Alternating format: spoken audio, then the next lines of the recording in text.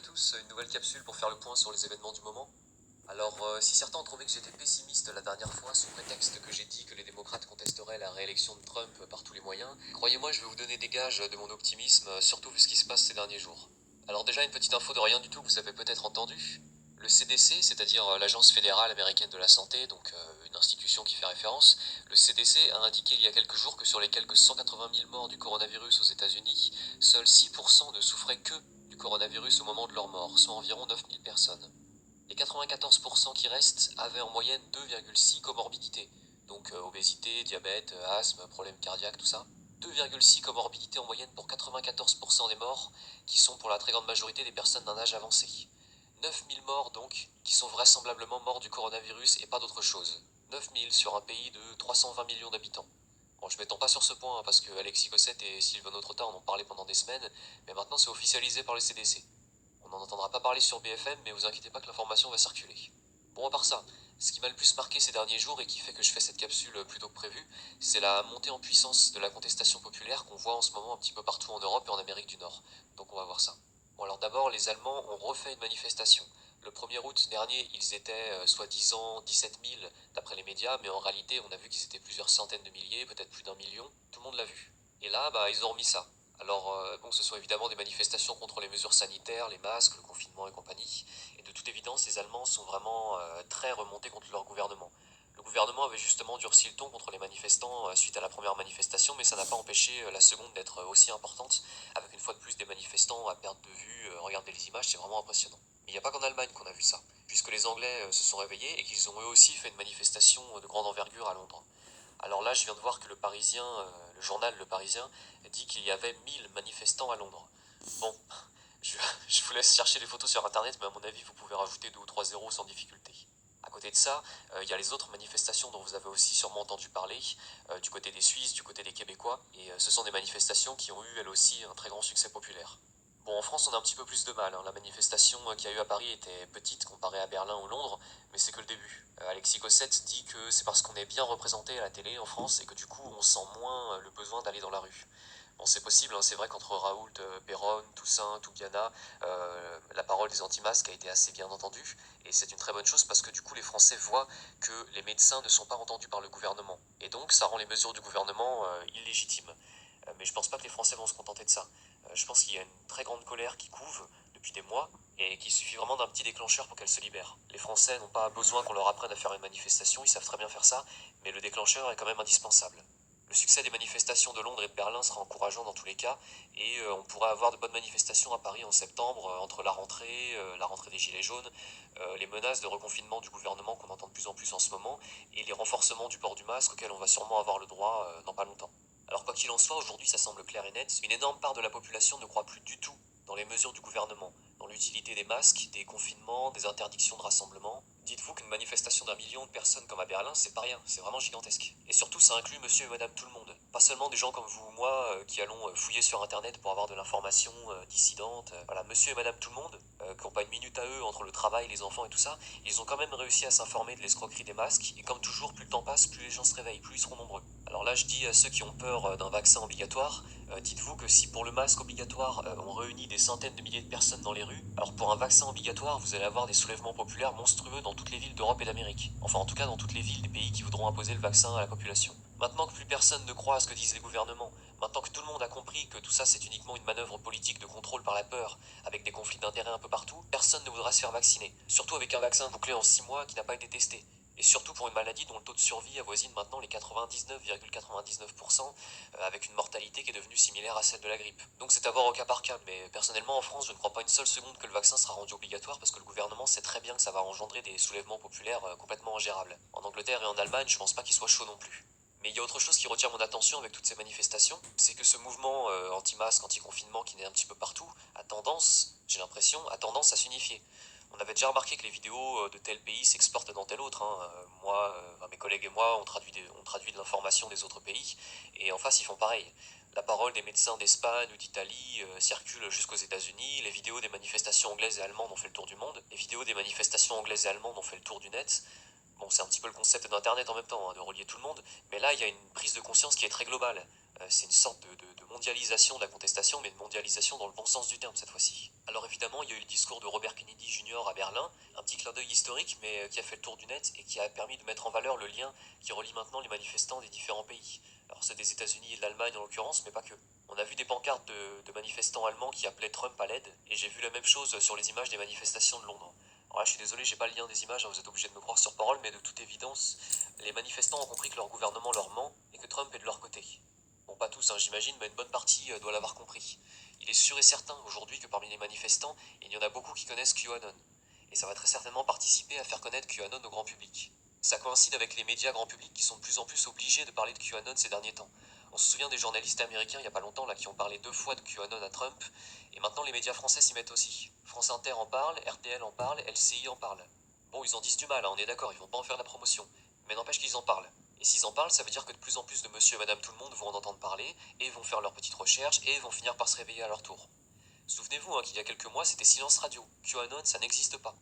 Ceux qui analysaient la situation à l'époque l'avaient dit, hein, je pense à Exicosset encore une fois, il le disait. À un moment, les journalistes ne pourront plus passer QAnon sous silence, ils seront forcés d'en parler parce que ça débordera d'Internet dans le monde réel. Et c'est exactement ce qui se passe en ce moment.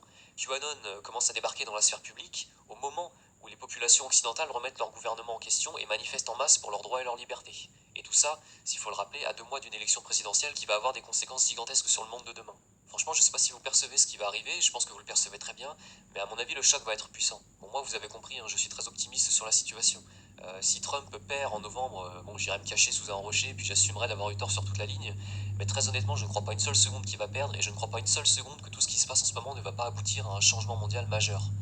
Je ferai une capsule dans pas longtemps où j'essaierai de présenter les scénarios les plus optimistes, les plus rêveurs même, sur ce qui pourrait se passer après la victoire de Trump. Mais pour l'instant, en tout cas, il n'y a pas besoin de rêver, parce que l'actualité va très clairement dans notre sens. Pour ma part, j'ai l'impression que les 2 grands thèmes du moment, à savoir Trump d'un côté et le coronavirus de l'autre, sont clairement en train de se fondre l'un dans l'autre, à mesure que la vérité se répand et que les peuples se réveillent. Alors pour parler de Trump, qu'est-ce qu'on peut dire? Je vais pas répéter tout ce que j'ai déjà dit les fois précédentes, mais ces derniers jours, on apprend quoi? On apprend que Trump est en progression dans plusieurs sondages et Biden en chute libre. Donc bon, c'est des sondages, hein, on sait ce que ça vaut. Mais quand c'est les médias opposés à Trump qui lui donnent des bons scores, on a tendance à y croire plus facilement que quand ils annoncent Biden vainqueur. Alors aux États-Unis, il y a eu ces derniers jours des manifestations Black Lives Matter avec des morts. Il y a eu notamment Kyle Rittenhouse, vous avez peut-être entendu ça, un Américain de 17 ans pro-Trump qui a tué 2 personnes pendant une manifestation. Bon alors les images ont l'air de montrer qu'il était en légitime défense puisqu'il a tiré sur des gens qui s'attaquaient à lui, mais il va quand même y avoir un procès et il risque techniquement la prison à vie. Bon, je refais pas toute l'affaire Kyle Rittenhouse parce que vous trouverez tout ça sur internet, mais Trump vient de s'exprimer là, il a dit lui-même, il a soutenu lui-même Kyle Rittenhouse en disant que c'était selon lui de la légitime défense. Il y a aussi un homme pro-Trump qui a été tué à Portland, vraisemblablement par un antifa, mais une fois de plus, bon, on a des doutes sur les identités des personnes qui sont impliquées.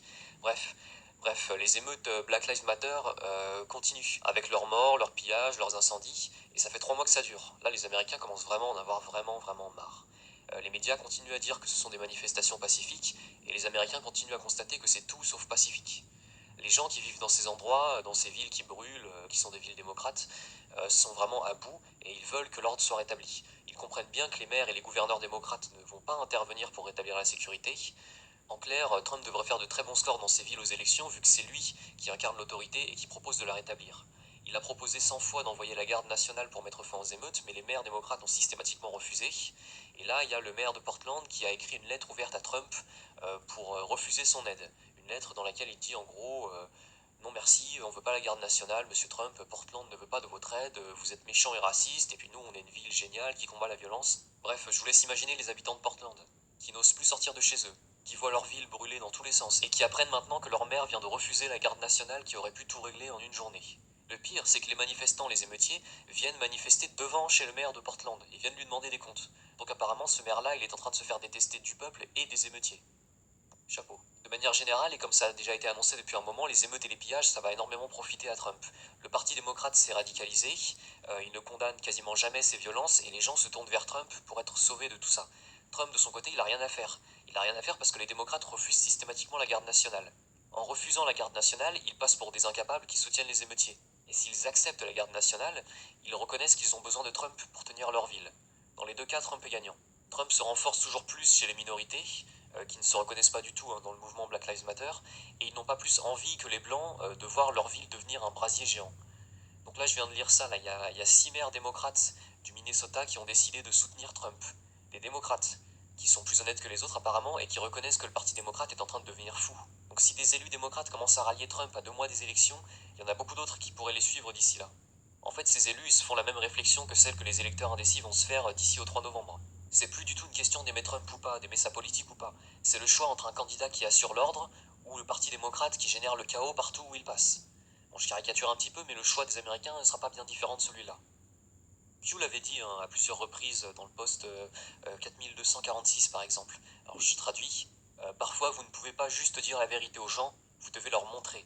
Alors seulement les gens auront la volonté de changer. Et c'est bien ça qui se passe. Là, entre les émeutes, les confinements imposés, les vaccins de Bill Gates, les gens, et pas seulement les Américains, ont eu vraiment peur cette année. Pour la première fois de leur vie pour beaucoup d'entre eux. Ils ont eu peur de mourir, ils ont eu peur d'être enfermés chez eux éternellement, de perdre ce qu'ils avaient. Ils ont peur aujourd'hui encore de la répression, des mesures autoritaires et injustifiées des gouvernements, des arrestations arbitraires. Tous ces gens ont vu, comme vous et moi, le monde basculer dans la peur et l'oppression en quelques mois à peine.